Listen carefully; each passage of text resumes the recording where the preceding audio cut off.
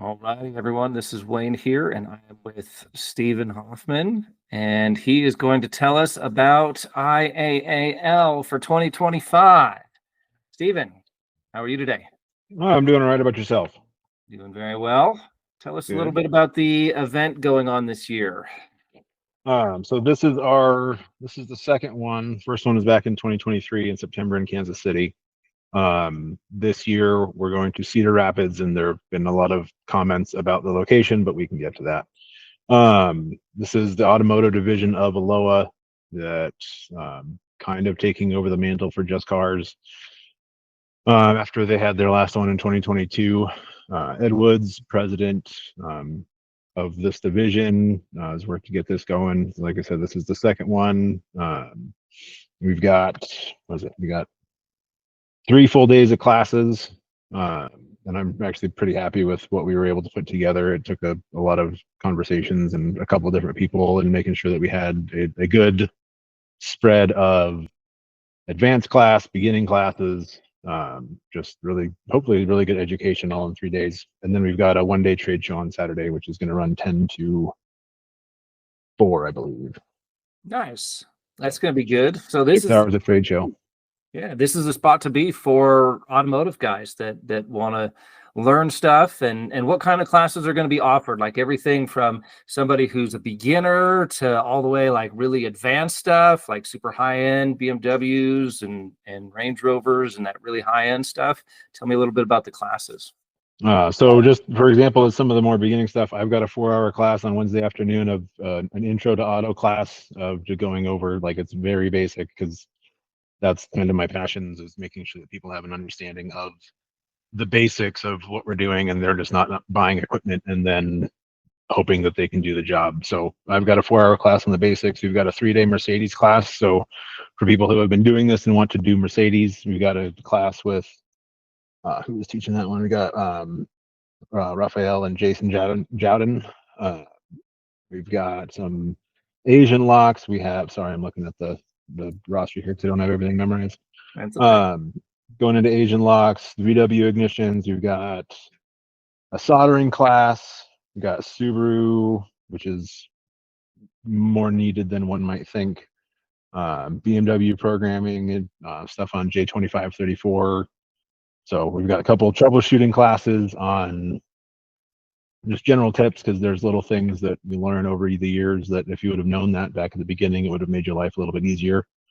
So like I said, we've got a lot. And then we got a couple classes going on during the show on the show floor. It's just some like camper locks and motorhome locks, which are something that you should know, but we don't get all that many calls on them. So anything that you can do will help with that. Yeah. I mean, it's all automotive. Guys are traveling through. I know, it's a pretty high end travel area here. For me, it's kind of a ski town, so we get camper lockouts and people that need keys for them all the time. It happens all the time. And I don't do very much automotive work. I don't hardly do any automotive work, but I know that there's a big need for it. What do you see some of the biggest needs for 2025 are that people may not be aware of? Right now, we need the automakers to figure out what they're doing, because we keep having issues with GM and Chrysler specifically, where people who are using OEM software with a pass-through device, their software is broken. So like we had a couple of guys that were doing 2025, I think Suburbans or Yukons or something on dealer lots for people, and there were issues where it would just the car would turn into a brick, and that was using dealer software. So that's kind of separate. Right now, it's looking at the automotive, a locksmith industry as a whole, because the automakers are trying to do more and more to bring everything in-house.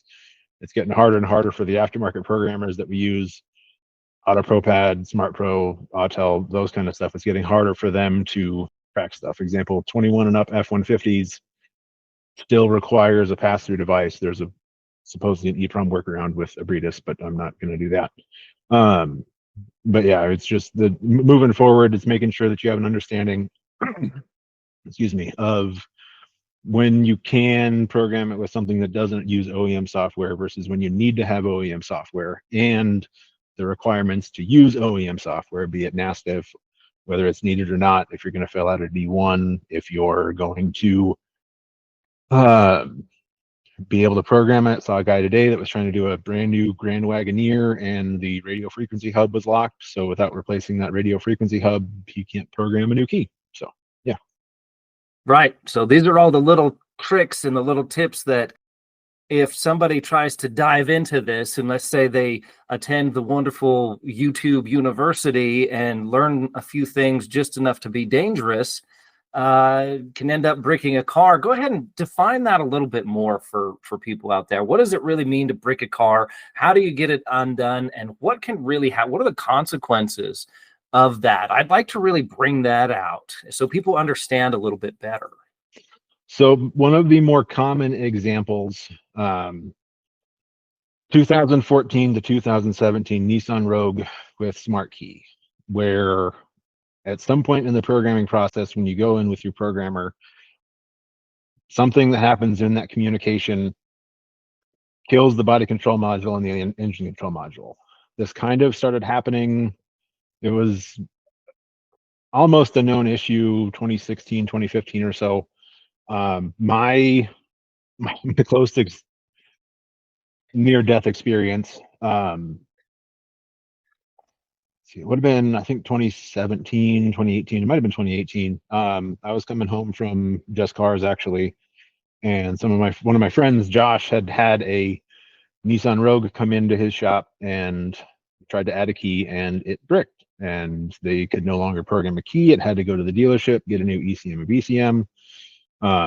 A dealer in town that I do work for called me and said, "Hey, we've got a Nissan Rogue with a smart key that we need to get an extra one for." And I was like, that's too much risk. I'm sorry, but I can't do it. And this is really good customer. Like I'm there once or twice a week, probably my longest customer. It was not easy for me to say no. So I said, sorry, I can't do it. Later that week, I got a call from the salesman and said, "Hey, do you remember that Nissan that I asked you about?" And I said, "Yes." He said, "Well, it went to the Nissan dealership and it's still sitting there.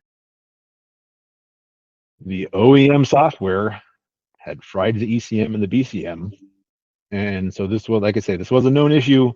It's not a recall necessarily because it's not a safety thing. Like if you're getting a spare key, that means that you can drive your car. It's not a safety issue. That's why there's no recall for it.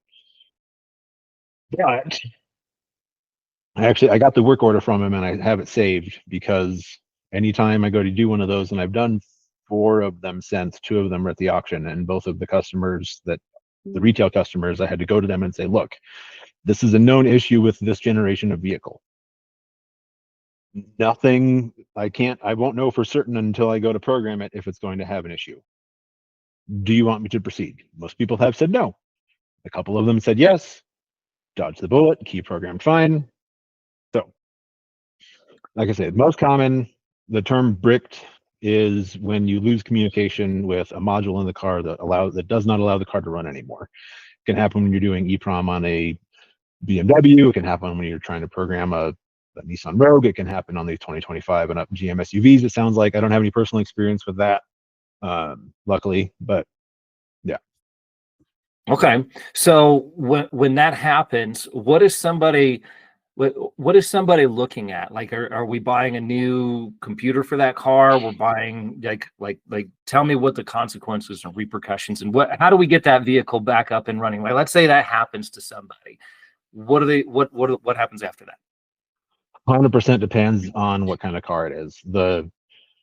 That Rogue specifically, that I dodged was close enough where the dealership ended up warrantying it because they were the last ones to touch it, and so they warrantied the module and the labor and everything for all that. But the estimates that I've gotten to get those fixed, it ranges from about $2,000 to $3,000.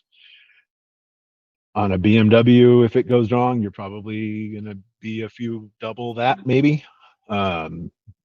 Luckily, I don't make it a regular occurrence of having that issue. The closest one I had that I actually screwed up, I had a Chrysler Sebring where I had to EEPROM the antenna ring in order to get the pin code.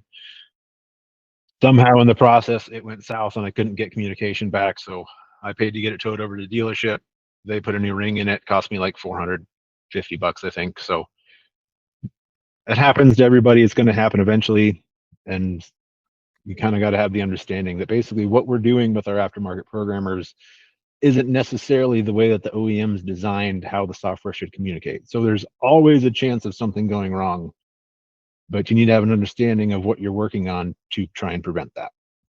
Right, right. Well, I want people to really understand that there are consequences for not getting the proper education, and one of those ways that you could really avoid that is by getting more education and by attending the IAAL convention and increasing your toolbox and maybe learning a whole lot more about those different vehicles and how to avoid that so you don't find yourself in there. I mean, the last thing that somebody wants when they're just starting out a business, or even if you've been in business a while, nobody wants that label put on them that we bricked a car, and they don't want, that hassle with the dealership, and then the customer's obviously very upset, probably not going to get stellar reviews if you brick up somebody's car and you have to get it towed to the dealership and they need that car desperately for something.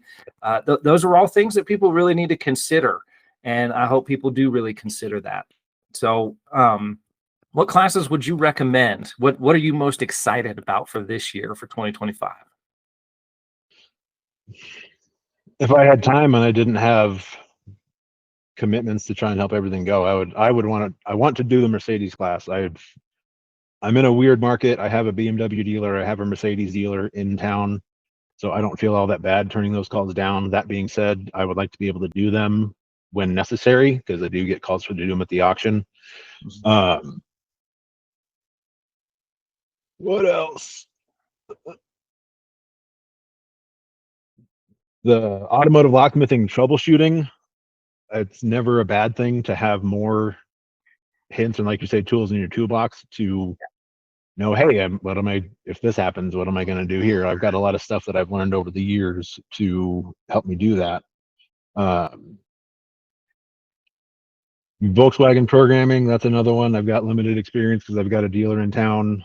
I'm guessing Jeremy's going to go into a lot more in depth than I've been able to go on my own. And yeah, Jamie Skinner's Jaguar Land Rover class is another good one. That one I don't have a dealer close to me, but I've had a couple. Most of the time I ship the module off to a friend of mine because I have more skill or more trust in his skills than my own. Okay. Yeah. Well, that right there, I mean, that should give people a pretty wide range, whether you're just starting to break into the automotive field or whether you're intermediate and you just want to get some more toolboxes or tools for that toolbox, or whether you're really at that high-end apex end of the spectrum there. It sounds like there's something for everyone there. How much are the hotel rooms? Do you know off the top of your head? I know that they give a special for that. That was part of the reason, and again, like I say, Cedar Rapids, that was part of the reason that we went for Cedar Rapids. Pricing is always a discussion. The discounted rate is 150 plus tax, and then a $2 tourism fee a night. In the past, in the places that we've gone, it was over $200 a night, and that's just a lot. So we worked really hard to try and find a place that would work with us and give us that 150 a night target was really our goal. Yeah, and I think they've kind of listened to the locksmiths. Sometimes the big shows, like the big ALOA shows, usually in a tier 1 city, and some of the the other shows are kind of in tier 2 cities, which is a good thing. It kind of helps save everybody money. Not everybody wants to spend $300 a night or even $200 a night at a hotel, and then when you can get that special like that through the group, that definitely really helps out. So I'm glad that they got that location this year, and I certainly hope that a bunch of people can come. Do you have any idea of what attendance looks like so far, or any classes sold out, or is there certain directions you direct people towards? Not that I know of. I know we finally got the brochure and we got the registration out in the last month or so. I don't know where the numbers are at.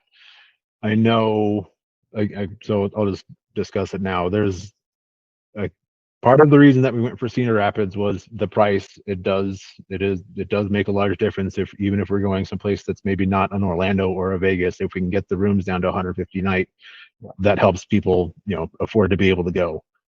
It's also more central in the U.S. versus an East Coast or a West Coast thing. So hopefully we can get some people to drive there from. That was some of the feedback that we got in Kansas. Was some people 3-4 hours away, it was cheaper for them to drive down than it would be to fly. So hopefully that works out for Cedar Rapids as well. Like I say, I don't know where the numbers are at in terms of the actual registration yet. I personally finally booked my airline flight last night. So, yeah, hopefully we can get close to, if not more than we had last time. And the other benefit that we have this time is that we're not a month after ALOA. That was part of the reason we had lower attendance last time, was we were in September, ALOA was in August, and so people had kind of the trade show exhaustion almost of, I just went and spent time in Orlando and now I have to try and make some money back that I missed while I was out of town. Right, right. And I mean, summer's over. It's kind of back to work season. Everybody's going back to school. People got kids. I definitely think that timing played a huge factor into last year's results for what they had for that. And I think this year, I believe the numbers are looking a whole lot better and looking really, really good. So for people that are looking to come out, you're going to get some networking, you're going to meet people.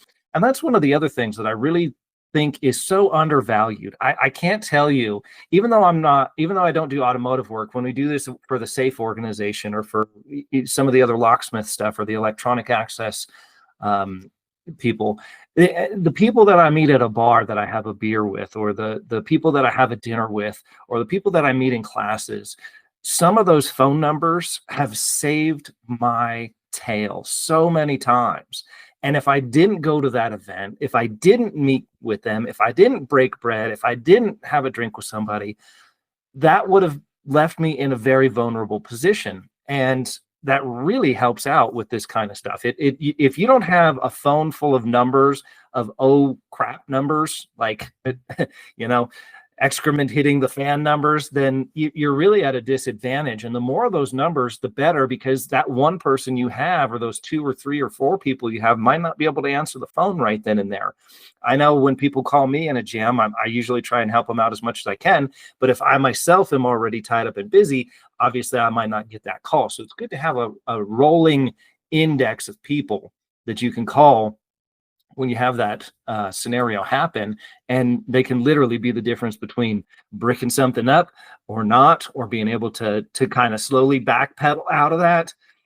Or the other thing is oftentimes we get tunnel vision. We're so focused on what's supposed to happen, A, B, C, D, E, and we forget all about those options that are outside the box. And then all of a sudden somebody says something and it just clicks, and oh, why didn't I think of that? And because they're not so tunnel visioned on it, they're able to think outside that box, and it just clicks, and boom, you just go ahead and do whatever you need to do to get it done. And that's all it took, was them to just mention that one thing, flicker that one thought, and you're right back in at it. So yeah, and I mean, like you said, I got to be careful how I phrase this, because I still want people to come to the classes. But there are some times where you learn more at the bar after the classes, talking with people in the industry, than you do actually during the classes. And that's some of the best education you get, is at 1 o'clock in the morning, when everybody's been drinking for a few hours. And at that point, we're just a bunch of idiots who want to talk about things that we run into. And so as long as you're sober enough to try and remember what somebody says, you can, put that in your pocket. Or like you say, getting phone numbers from people has helped. There's a reason that, I have a couple friends who I know if I call them, they're going to answer, because if they know that if I'm calling them, I need their help, and it goes both directions. They may not have to call me as much, but it's fine. Yeah, well, it goes both ways. And, I've got some people who call me, and I kind of offered myself as a mentor to them. And there are people that there's just different levels. Like, when I get that call, hey, I know what it's like when I call, when the person that mentored me picked up the call. So I know how much that means. And I consider it a total experience. And that's something that you're not going to get with online education. As much as I love on-demand training and online education, there's something that you're just not ever going to replicate or get, having something in your hands, having something tangible, having something hands-on. You're not going to get that networking opportunity. You're not going to get those war stories told at the bar. You're not going to get a lot of those things. And those are things you can only get at a convention. So I really highly encourage people to actually put forth the money. Trust me, I really do know. The first time I went to Safe Tech Week, or the first time I went to ALOA, for crying out loud, for one person, a one-man or one-woman van and show, you're losing twice. You're paying for flights, you're paying for travel, you're paying for classes, and you're gone and you're not getting any income coming in through that time too. So it's like a $10,000 investment to be gone for a week.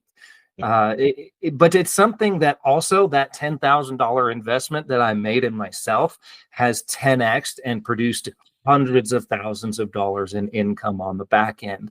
And that's what people need to really think about. So I highly encourage people to go out there. I hope you fill up. I hope all the classes get sold out. I really hope that things work out very, very well. I know that Ed's done a tremendous job getting some of the best instructors. You literally are. These are the same instructors that they're the top 10 Mount Rushmore people. You know, if you talk about automotive education, it's these dudes, and this is all they do. They fly around and they teach these high level, high expectation, high octane classes that both entertain and teach. Yeah, all right, like go ahead. that was our main goal, is making sure that we really had good classes that we'd be able to put on. So right on. All right, anything else people need to know about this event? Anything else? Not even the event so much as let's just acknowledge the amount of hell that froze over to have you and I have a conversation over this. I'm happy to have it with you. I'm happy to have it with you, my friend. That's just, you know, things happen. That's all good. And who knows if this goes more, if this may be happening more if you become the president. So we'll hope that works out. And we are making that run this year, and hopefully we'll interact more than just once a year at the random IML show in Denver.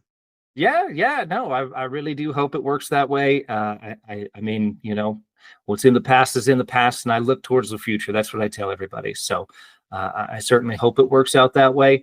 And the door is always open. I hope to provide a podcast platform for all of the events and more of the instructors to be able to talk about what they're going to be doing, so people can have a better idea of what they're going to be getting before they invest their hard-earned money. Again, nobody knows more than I do how painful that was and what I had to go without to get to those first training events. But again, on the back end, it was always worth it. There was always much more return on the back end than there was for that initial pain to get there in the first place. So always good to chat with you, sir. Have a great day. Thank you, sir. All right.